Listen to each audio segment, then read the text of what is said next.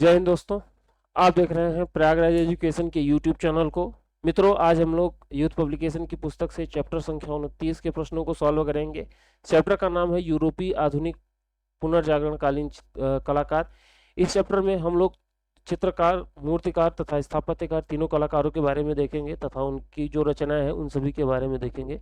इस चैप्टर में 1064 प्रश्न है और ये चैप्टर टीजीटी पीजीटी के साथ साथ अन्य सभी परीक्षाएं जैसे यूजीसी हो गया या हरियाणा से संबंधित या उत्तराखंड से संबंधित कला से संबंधित जितने भी परीक्षाएं हैं उन सभी में इस चैप्टर से संबंधित प्रश्न पूछे जाएंगे। हम लोग चलते हैं आज के पहले प्रश्न पे, लेकिन उससे पहले आप सभी से अनुरोध है कि जिन्होंने अभी तक चैनल को सब्सक्राइब नहीं किया है जरूर सब्सक्राइब कर लीजिए। आपको समझना चाहिए कि चैनल पे अगर सब्सक्राइबर नहीं है तो आप सभी के सहयोग से ही होने वाले हैं ये। तो आप सभी लोग चैनल को सब्सक्राइब कर लीजिए। जिन्होंने सब्सक्राइब किया है उनको धन्यवाद, जिन्होंने नहीं किया है वो सब्सक्राइब कर लीजिएगा और अपने मित्रों में इसको शेयर जरूर कर लीजिएगा। चलते हैं आज के पहले प्रश्न की ओर। पहला प्रश्न आप सभी के सामने है, कह रहा है कि स्फुमाटो तकनीक किस प्रसिद्ध पाश्चात्य कलाकार के द्वारा तैयार किया गया था। स्फुमाटो को हिंदी में कहते हैं छाया चित्र। छाया चित्र कहते हैं स्फुमाटो को, और इसको शुरुआत किया था इटली के फ्लोरेंस शहर में जन्मे कलाकार Leonardo da Vinci. Leonardo da Vinci का जन्म विंची नामक गांव में हुआ था, इसीलिए इनका नाम लियोनार्डो दा विंची पड़ा। फ्लोरेंस के, इटली के फ्लोरेंस शहर में इनका जन्म हुआ था। इन्होंने स्फुमाटो तकनीक से एक विश्व प्रसिद्ध चित्र बनाया था मोनालिसा का। मोनालिसा का चित्र आप सभी के सामने है और ये वर्तमान में पेरिस के लुव्र संग्रहालय में स्थित है। ये है आपके सामने मोनालिसा का चित्र। मोनालिसा चित्र विश्व प्रसिद्ध है और ये 3D में बनाया हुआ है। इसके इसके पेंटर हैं, मतलब चित्रकार हैं लियोनार्डो दा विंची। थोड़ा सा लियोनार्डो दा विंची के बारे में हम लोग देख लेते हैं। Leonardo da Vinci, Leonardo da Vinci का जन्म हुआ है इटली के फ्लोरेंस शहर में। इनका जन्म इटली देश में हुआ है और इटली के फ्लोरेंस शहर में हुआ है। फ्लोरेंस शहर में हुआ है और यहाँ पे विंची नामक गांव में हुआ है, इसीलिए इनका नाम लियोनार्डो दा विंची पड़ा गांव के नाम पे। ठीक है, इनका जन्म हुआ है 1452 ईस्वी में और इनकी मृत्यु हो गई थी 1519 ईस्वी में। और इनके बारे में बहुत प्रसिद्ध है कि ये चित्रकार हैं और चित्रकार हैं, मूर्तिकार हैं। हालांकि ये मूर्तियां कम बनाते थे, इनका कहना था कि मूर्तिकार का काम मजदूरों का है, मूर्ति बनाने का काम मजदूरों का है। वास्तुशिल्पी हैं, मतलब कि स्थापत्य कला में काम किए थे। संगीतज्ञ हैं और कुशल यांत्रिक हैं। कुशल यांत्रिक के साथ साथ इंजीनियर हैं और वैज्ञानिक भी हैं। हम ये इसलिए बता रहे हैं क्योंकि ये प्रश्न में पूछा गया है आगे, इसीलिए हम बता रहे हैं कि इनके बारे में क्या क्या प्रश्न पूछा जाता है। इटली में जन्मे कलाकार, फ्लोरेंस में इनका जन्म हुआ, इटली के फ्लोरेंस में। और ये चित्रकार हैं, मूर्तिकार हैं, वास्तुकार, संगीतकार, स्थापत्यकार और कुशल यांत्रिक, इंजीनियर और वैज्ञानिक रहे हैं। इनकी विशेषता रही है। और देखिए इनकी जो प्रमुख चित्र हैं वो एक तो हो गया मोनालिसा, दूसरा हो गया the last supper. The last supper, अंतिम भोज। और अंतिम भोज ये चित्र है ईसा को समर्पित चित्र है।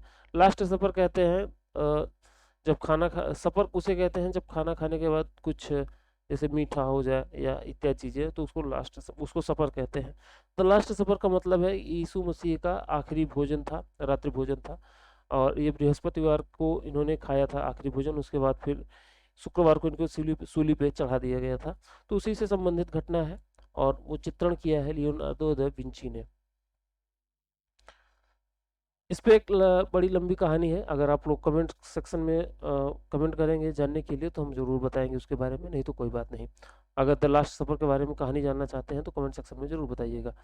तो इस प्रश्न का सही जवाब हो जाएगा स्फुमाटो तकनीक से उपयोग किया है लियोनार्डो दा विंची ने।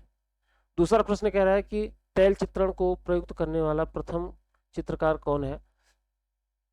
इनका नाम है जॉन वान आइक। जॉन वान आइक ये तेल रंग का प्रयोग करने वाले प्रथम कलाकार थे।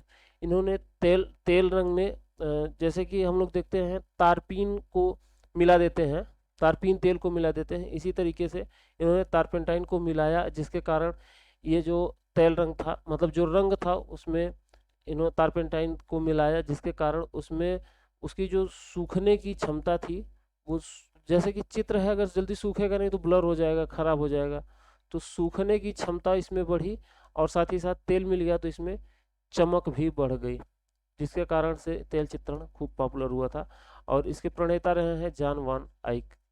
ठीक है, हमने तो इस तरीके से याद किया, या आइक लिखा है तो आयल करके हमने याद कर लिया है, तो इस तरीके से आप भी याद कर सकते हैं, आइक आयल, बाकी जो आपको अच्छा लगे याद कर लीजिएगा। इन्होंने तेल रंग चित्रण को शुरुआत किया था जॉन वान आइक ने। और ये जॉन वान आइक हैं नीदरलैंड के कलाकार, नीदरलैंड के कलाकार थे। प्रश्न संख्या 3 कह रहा है कि किसने स्कूल ऑफ एथेंस नामक चित्र को चित्रित किया। स्कूल ऑफ एथेंस को चित्रित किया था माइकल एंजिलो ने, नहीं सॉरी, राफेल ने इसको चित्रित किया था। स्कूल ऑफ एथेंस को राफेल ने चित्रित किया। आपके सामने ये चित्र दिख रहा है स्कूल ऑफ एथेंस का, और इसको चित्रित किया था राफेल ने।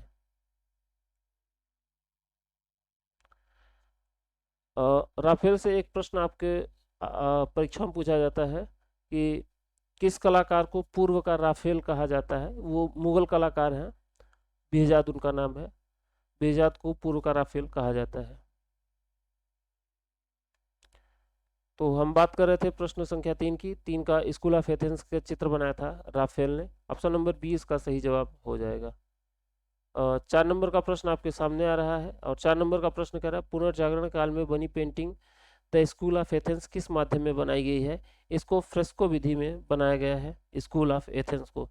जब स्कूल ऑफ एथेंस से इतना प्रश्न पूछा जा रहा है तो थोड़ा सा इसके बारे में जानना जरूरी है। स्कूल ऑफ एथेंस ये फ्रेस्को विधि में बना हुआ है, फ्रेस्को विधि में इसको बनाया गया है, और इसके चित्रकार हैं राफेल। और राफेल का जन्म जो हुआ है वो इनके समकालीन ही रहे हैं लियोनार्डो दा विंची के। लियोनार्डो दा विंची, राफेल और माइकल एंजेलो ये तीनों एक दूसरे के समकालीन हैं। 1483 में इनका जन्म हुआ, 1520 में इनकी मृत्यु हो गई थी। और ये भी इटली के कलाकार थे, लियोनार्डो दा विंची की तरह, लियोनार्डो की तरह इनका भी जन्म इटली में हुआ। और इनकी राफेल के द्वारा ही बारोक कला का जन्म माना जाता है, बारोक कला का जन्म इनके द्वारा ही माना जाता है, बारोक कला के जन्म के प्रणेता हैं। इनको इन सभी कलाकारों को जिनका मैंने नाम लिया, माइकल एंजेलो, राफेल और लियोनार्डो लियोनार्डो ये तीनों कलाकार पुनर्जागरण कालीन कलाकार के रूप में जाने जाते हैं। राफेल के कुछ चित्र बहुत पूछे जाते हैं, जैसे हो गया मेडोना, मेडोना के साथ स्कूल ऑफ एथेंस तो है ही, स्कूल ऑफ एथेंस है, मेडोना हो गया। इसके साथ वर्जिन का विवाह, वर्जिन का विवाह। इसके बाद इनका एक चित्र है कुंवारी मरियम, कुंवारी मरियम, मरियम को जानते होंगे आप लोग, यीशु की माता का नाम है मरियम, कुंवारी थी वो। और फोर्नारिटा, फोर्नारिटा, फोर्नारिटा व्यक्ति चित्र है। और फोर्नारिटा क्या थी कि राफेल की प्रेमिका थी, अपने प्रेमिका का चित्रण किया था राफेल ने। तो इतनी सी बातें हैं राफेल के बारे में, ज़्यादा नहीं पूछा जाएगा इनसे, मतलब जितना पूछा जाएगा उतना मैंने बता दिया, ज़्यादा तो पूछा ही जाएगा। तो हाँ, स्कूल ऑफ एथेंस को फ्रेस्को विधि में बनाया गया है। ऑप्शन नंबर 20 का सही जवाब हो जाएगा। प्रश्न संख्या 5 कह रहा है निम्नलिखित में से किस चित्रकार ने अपने चित्रों में वास्तविक आध्यात्मिकता को प्रकट किया। राफेल ने अपने चित्रों में वास्तविक आध्यात्मिकता को प्रकट किया, और ये बहुत संत आदमी थे, बहुत सीधे साधे व्यक्ति थे। जैसे कि भारत में एक कलाकार हैं क्षेमेंद्र नाथ गुप्त, बहुत संत कलाकार हैं वो भी, उसी तरीके से ये भी हैं। आपके राफेल यूरोप में, मतलब यूरोप में जन्मे कलाकार हैं, और यूरोप के जिस तरीके से संत कलाकार माने जाते हैं राफेल, उसी तरीके से भारत के संत कलाकार माने जाते हैं क्षेमेंद्र नाथ गुप्त। और क्षेमेंद्र नाथ गुप्त के बारे में बता दूं कि वो इलाहाबाद से संबंधित रहे हैं। इलाहाबाद विश्वविद्यालय में उन्होंने कला विभाग की स्थापना किया था। अवनींद्रनाथ टैगोर के शिष्य थे। अब देखिए 6 नंबर का प्रश्न कह रहा है डिवाइन कॉमेडी के चित्रकार कौन है। एक तो डिवाइन कॉमेडी ग्रंथ है जिसके रचनाकार हैं दांते, दांते कहते हैं इनको, दांते, और दांते का पूरा नाम दांते एलिगियर है, एलिगियर इनका पूरा नाम है। और इसके चित्रकार के बारे में पूछे तो इसके चित्रकार हैं विलियम ब्लेक। विलियम ब्लेक ने इसको डिवाइन कॉमेडी को चित्रित किया है। 7 नंबर के प्रश्न की ओर चल रहे हैं। 7 नंबर का प्रश्न आप सभी के सामने आ रहा है। कह रहा है कि सिस्टीन चैपल की छत को किसने चित्रित किया, अच्छा को कब चित्रित किया गया है। तो सिस्टीन चैपल की छत को चित्रित किया गया है, का निर्माण कब समाप्त हुआ। 8 से बनना शुरू हुआ था, 1508 से इसकी बनना शुरू हुआ था और 12 में बन के खत्म हो चुका था। तो इसकी भित्ति चित्र की मैं बात कर रहा हूँ। 1508 से 1512 तक ये बना है सिस्टीन चैपल की छत को। मैं आपको दिखा दे रहा हूँ, सिस्टीन चैपल की छत है, ये सिस्टीन चैपल की छत है। इसमें इसको चित्रित किया है माइकल एंजेलो ने। और इसमें ये जो चित्र है ये वेटिकन सिटी में स्थित चित्र है। और इसमें एडम के जन्म की कहानी है। एडम ईसाई धर्म में, इस्लाम धर्म में और यहूदी धर्म में जो भी इस्लामी धर्म है, इन सभी में एक मान्यता है कि इस सृष्टि की रचना के समय दो व्यक्ति एडम और ईव, जिसको हवा भी कहते हैं, इन दोनों को स्वर्ग से पृथ्वी पर फेंक दिया गया था। कहानी ऐसा है कि ये जितने भी नर जाति हैं, मनुष्य जनजाति, ये मनुष्य जाति हैं, ये पहले एडन गार्डन मतलब स्वर्ग के बगीचे में रहा करती थी। तो इनको खूब आज़ादी थी, अपना घूमे टहले ऐश करें, जो भी मन करे वो करें। एक फल खाने की पाबंदी थी, उस फल को नहीं खा सकते, इसके अलावा सभी फलों का आनंद लें और खूब इंजॉय करें। लेकिन ईव मतलब हवा के कहने पे एडम ने उस फल को खा लिया, ऐसा कहानी मान्यता है। मैं इसका समर्थन नहीं करता हूँ अपनी तरफ से, ठीक है।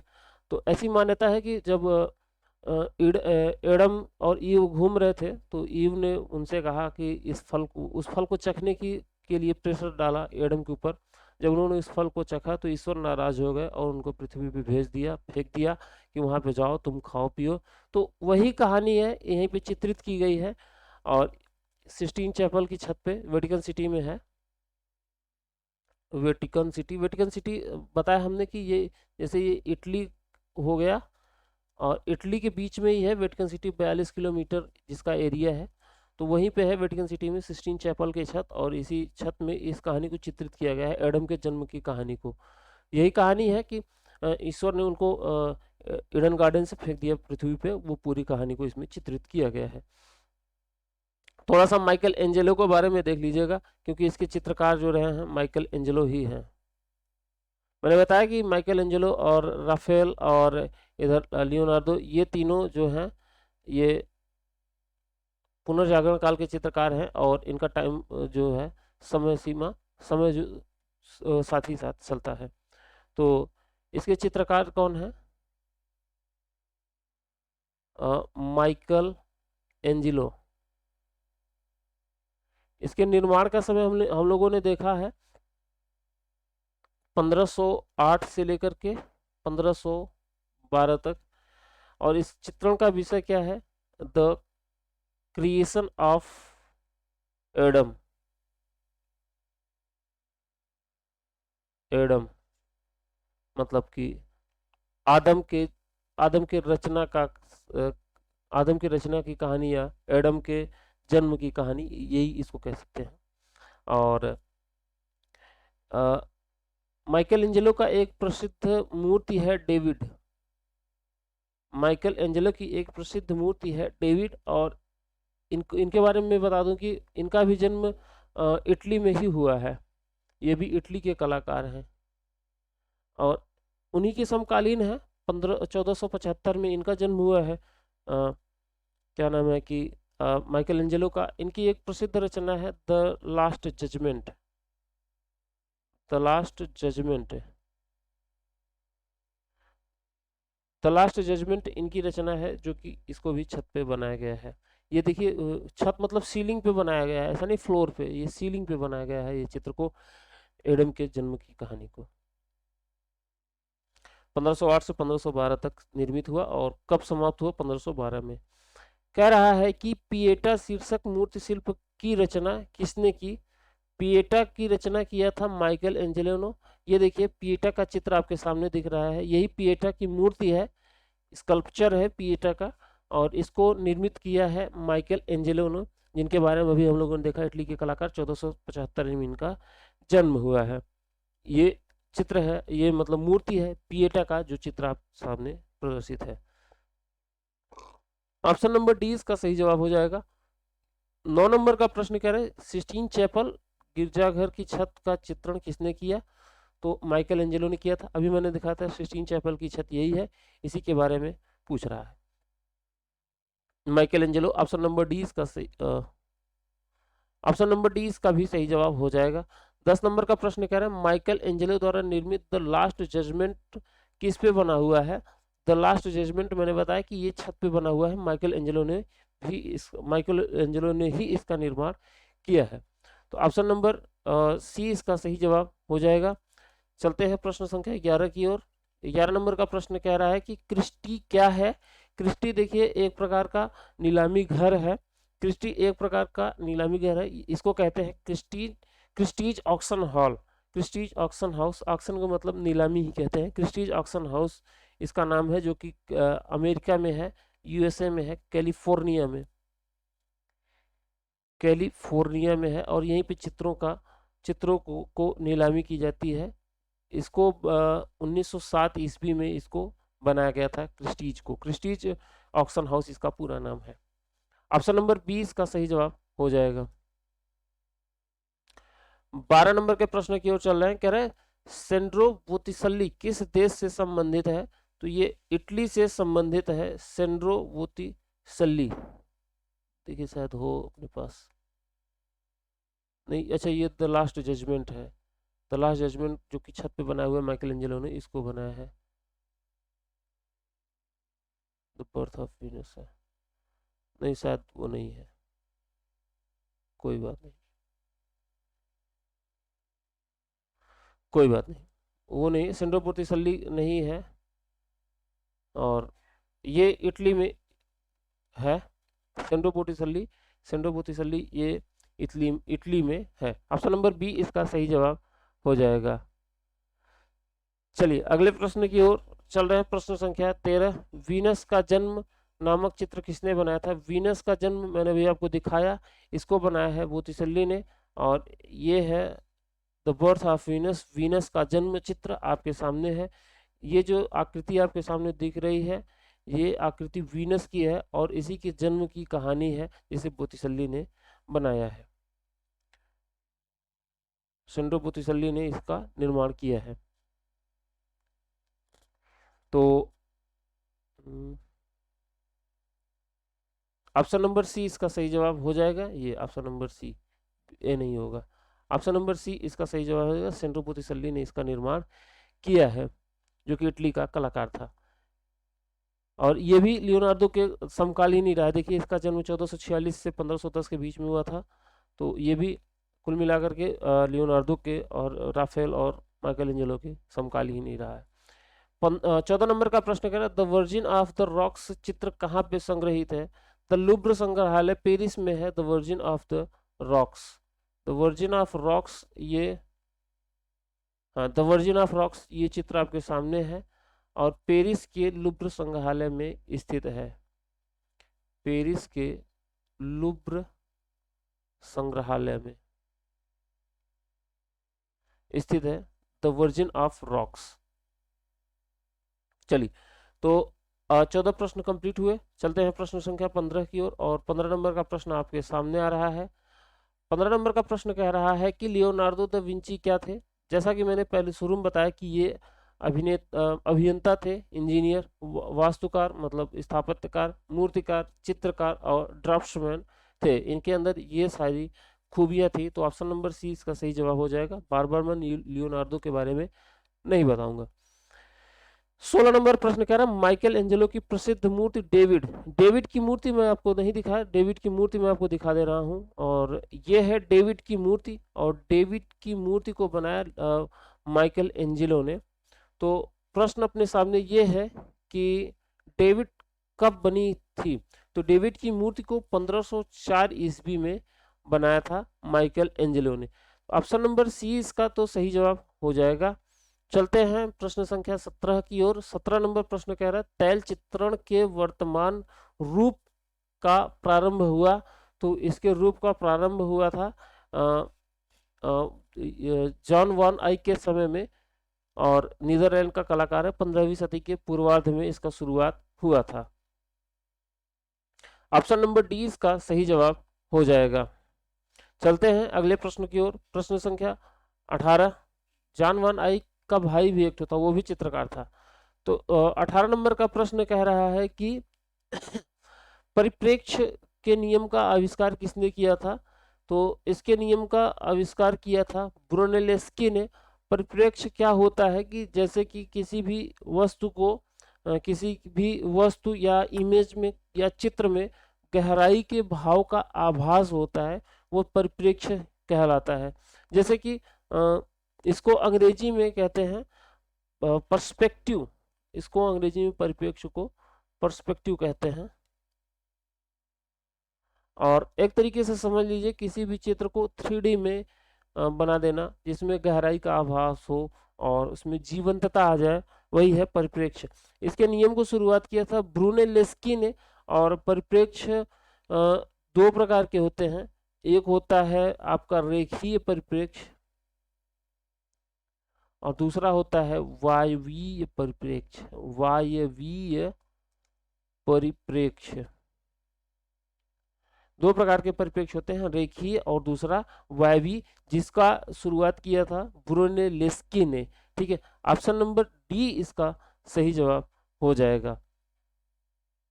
ध्यान दीजिएगा कि इसके माध्यम से चित्रों में गहराई का आभास होता है। ठीक है, अगर एक तरीके से हम देखें जीवन में भी परिप्रेक्ष्य होता है, एक दृष्टिकोण होता है परिप्रेक्ष्य। तो जीवन में अगर हम इसको समझना चाहें तो एक कोई जब समझदार व्यक्ति होता है जो उसमें किसी भी वस्तु को किसी भी तथ्य को समझने में समझने के जिसके पास गुण होता है, तो उसमें ही परिप्रेक्ष्य का गुण आता है। तो समझदारी होना परिप्रेक्ष्य का गुण, मतलब बारीकी से देखना या उसमें उसके अंदर की चीजों को देखना भी परिप्रेक्ष्य कहलाता है। तो परिप्रेक्ष्य के माध्यम से चित्रों में हम गहराई का आभास करते हैं। एक तरीके से हम 3D 4D जो भी चित्र आते हैं इस तरीके से समझ सकते हैं। ऑप्शन नंबर डी इसका सही जवाब हो जाएगा। अगले प्रश्न की ओर चल रहे हैं। प्रश्न संख्या 19 कह रहा है तेल रंग का प्रयोग कहाँ से प्रारंभ हुआ। नीदरलैंड से प्रारंभ हुआ। मैंने बताया था जॉन वॉन आइक नीदरलैंड का कलाकार था, और क्या नाम है कि इसी ने आपका तैल रंगों के प्रयोग का शुरुआत किया था। और तैल रंग के प्रयोग में आप ध्यान दीजिएगा कि तेल रंग के प्रयोग में टारपेंटाइन का ये उपयोग किया करता था, जिसके माध्यम से जो चित्र होते थे जल्दी सूख जाते थे और तेल के कारण उसमें चमक बरकरार रहती थी। ऑप्शन नंबर सी इसका सही जवाब हो जाएगा। 20 नंबर के प्रश्न की ओर चले, और 20 नंबर प्रश्न कहाँ चले, भाग गया। कह रहे माइकल एंजेलो के मूर्ति शिल्प पिएटा की ऊंचाई कितनी है। मैंने पिएटा के चित्र आपको दिखाया था। पिएटा ये है, और इसी के बारे में पूछ रहा है कि माइकल एंजेलो का जो चित्र है पिएटा, माइकल एंजेलो के चित्र पिएटा की ऊंचाई कितनी है। तो इसकी ऊंचाई है 175 सेंटीमीटर। 175 सेंटीमीटर, मतलब ऑप्शन नंबर डी इसका सही जवाब हो जाएगा। अगला प्रश्न है जॉन वॉन आइक से संबंधित, और तैल रंग के तैल रंग के प्रणेता, जन्मदाता, पितामह, कुछ भी कह सकते हैं। ये दो भाई थे जॉन वॉन आइक, इनको आइक बंधु भी कहा जाता है। जॉन वॉन आइक किस कलात्मक काल के कलाकार थे। तो ये पुनर्जागरण काल के कलाकार थे। मैंने बताया 14वीं से 17वीं शताब्दी का जो समय काल है वो पुनर्जागरण से संबंधित कलाकार है। इसमें जो भी कलाकार आते हैं, जियोत्तो हो गया, ये जॉन वान आइक हो गए, लियोनार्डो हो गए, और डेविड हो गए, राफेल हो गए, ये सभी कलाकार इसी से संबंधित, बोटिसेली हो गए, ये सभी कलाकार। तो ऑप्शन नंबर ए इसका सही जवाब हो जाएगा। चलते हैं प्रश्न संख्या 15 की ओर, और 15 नंबर का प्रश्न आप सॉरी 22 नंबर, कितना हो गया था, 21 हो गया था, 22 नंबर के प्रश्न की ओर चल रहा है। हाँ, तो 22 नंबर प्रश्न कह रहे हैं सैलखंडो की राजकुमारी, सैलखंडो कुमारी मतलब द वर्जिन ऑफ रॉक्स, मैंने भी दिखा आपको, अंग्रेजी में इसको कहते हैं द वर्जिन ऑफ रॉक्स, उसी के बारे में कह रहा है। मैंने आपको ये चित्र दिखाया था वर्जिन ऑफ रॉक्स का, ये है द वर्जिन ऑफ रॉक्स, इसी के बारे में आपसे पूछ रहा है कि द वर्जिन, अच्छा नहीं ये 23, अच्छा 22 नंबर का प्रश्न, ये सॉरी सॉरी, वो शायद कौन सा प्रश्न था, वर्जिन ऑफ रॉक्स, वो 24 नंबर का प्रश्न था। शुरुआत करते हैं 22 नंबर प्रश्न से। 22 नंबर का प्रश्न कह रहा है माइकल एंजेलो की कला में मानव देह को हमेशा शक्तिशाली एवं गत्यात्मक पात्र के रूप में व्यक्त किया गया है। कथन सही कह रहा है, आप इनकी किसी भी चित्र को देख लीजिए, चाहे डेविड देख लीजिए, चाहे अन्य किसी चित्र को देख लीजिए, तो इसमें आप देख सकते हैं कि माइकल एंजेलो के चित्रों में गत्यात्मकता और शक्तिशालीपन दिखाई देता है। कथन सही कह रहा है। तर्क कह रहा है कि क्योंकि उनका मानना है कि आत्मा आश्चर्यजनक रूप से शक्तिशाली है और देह के पात्र की कैद के से मुक्त होने के लिए उसे निरंतर संघर्ष करती है। मतलब इनका मानना था कि शरीर के शरीर में आत्मा होती है, और आत्मा, ये आत्मावादी विचारधारा के थे, सोलनिज्म जिसे कहते हैं, उस विचारधारा के मतलब कि समर्थक थे माइकल एंजेलो। और इनका मानना था कि शरीर बहुत शक्तिशाली है, वो आत्मा बहुत शक्तिशाली है, और वो शरीर रूप पात्र में रहती है और वहां से निकलने का प्रयास करती है। कथन तर्क दोनों सही है, ऑप्शन नंबर सी इसका सही जवाब हो जाएगा। आप बताइएगा, आप क्या मानते हैं, आत्मा होती है कि नहीं, कमेंट सेक्शन में जरूर बताइएगा। 24 नंबर प्रश्न कह रहे हैं मोनालिसा के प्रसिद्ध चित्र में कितने आयाम है। मोनालिसा के प्रसिद्ध चित्र में 3 आयाम है। ऑप्शन नंबर सी इसका सही जवाब हो जाएगा। मोनालिसा के बारे में मैंने खूब बताया था कि लियोनार्डो की कृति है मोनालिसा। सैलखंडो की कुमारी मैंने आपको चित्र दिखाया, किस कलाकार ने बनाया, इसको बनाया है लियोनार्डो ने, लियोनार्डो दा विंची ने बनाया था। और सैलखंडो की राजकुमारी, ऑप्शन नंबर डी इसका सही जवाब हो जाएगा। 25 नंबर प्रश्न कह रहे हैं स्पष्ट रेखाएं और सुगठित रूप अल्बर्ट ड्यूरर के प्रिंट की विशेषता है। कथन सही कह रहा है, अल्बर्ट ड्यूरर स्पष्ट और सुगठित रेखाएं खींचा करते थे, क्योंकि ड्यूरर का प्रारंभिक प्रशिक्षण पारंपरिक स्वर्ण शिल्पी परिवार में हुआ है। कथन तर्क दोनों सही, ऑप्शन नंबर सी इसलिए सही जवाब हो जाएगा। 26 नंबर प्रश्न कह रहा है प्राइमावेरा क्या है। तो प्राइमावेरा एक चित्र है, ये हाँ ये है आपके सामने प्राइमावेरा, और प्राइमावेरा एक चित्र है जो कि आपके सामने दिख रहा है। ऑप्शन नंबर बी इसका सही जवाब हो जाएगा। इसको भी सेंड्रो बोटिसेल्ली ने इसका निर्माण किया है। मोनालिसा कहाँ पे संग्रहित है, मैंने बताया कि मोनालिसा द लुब्र संग्रहालय में स्थित है। लुब्र संग्रहालय में, म्यूसी द लुब्र संग्रहालय में स्थित है, लुब्र संग्रहालय पेरिस में। 28 नंबर प्रश्न कह रहा है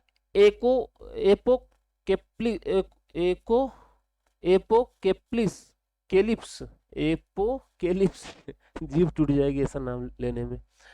कह रहा है एपोकेलिप्स नामक वुड कट श्रृंखला किसने प्रिंटेड की। इसको प्रिंटेड किया था अल्ब्रेख्त ड्यूरर ने। ऑप्शन नंबर ए इसका सही जवाब हो जाएगा। 29 नंबर प्रश्न कह रहा है उस चित्रकार का नाम बताइए जिसने पीजेंट वेडिंग चित्रित किया था। पीजेंट वेडिंग को चित्रित किया था पीटर ब्रुगेल ने। इनके बारे में ज्यादातर सामान्य रूप में प्रश्न पूछे नहीं जाते, इसलिए इनके बारे में हम बता नहीं रहे हैं। निम्नलिखित, इसको रट बस लीजिएगा, 2-4 प्रश्न आ जाते हैं, 1-2 प्रश्न कभी कभी। निम्नलिखित में से किसकी कृति ने अल्ब्रेख्त ड्यूरर के काष्ठ उत्कीर्ण को अभिप्रेरित किया था। तो माइकल वॉल की कृति ने अल्ब्रेख्त ड्यूरर को प्रेरित किया।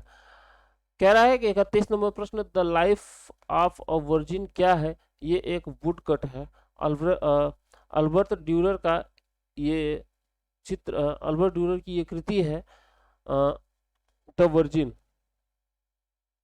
ठीक है। तो इसका सही जवाब हो जाएगा ऑप्शन नंबर सी, ठीक है। तो ऑप्शन नंबर सी इसका सही जवाब हो जाएगा। और आज 31 प्रश्न ही होते हैं, आगे के प्रश्न को कल सॉल्व करेंगे क्योंकि वीडियो ज़्यादा लंबा हो जा रहा है। अगर इनके बारे में विस्तार से न बताना होता तो वीडियो छोटा होता, लेकिन अब बिना विस्तार से बताए चीज़ें क्लियर नहीं होगी और मज़ा नहीं आएगा। इसलिए हम चाहते हैं कि चीज़ें कम ही पढ़ें, लेकिन व्यवस्थित पढ़ें। तो ठीक है, आज के लिए इतना ही। मिलते हैं अगले वीडियो में। अपना ख्याल रखिए और सपोर्ट करिए, चैनल को सब्सक्राइब करिए। जय हिंद, जय भारत।